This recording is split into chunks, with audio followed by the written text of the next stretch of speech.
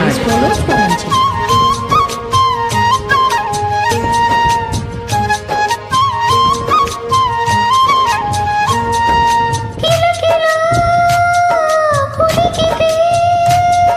ఒంటి పేరే సుందరం కంటి ముందే నందనం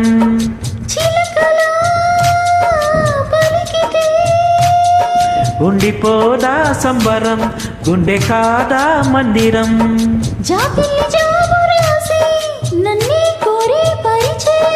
ఉన్నగా పూలు పూసే వన్నే చిన్నే రసమయం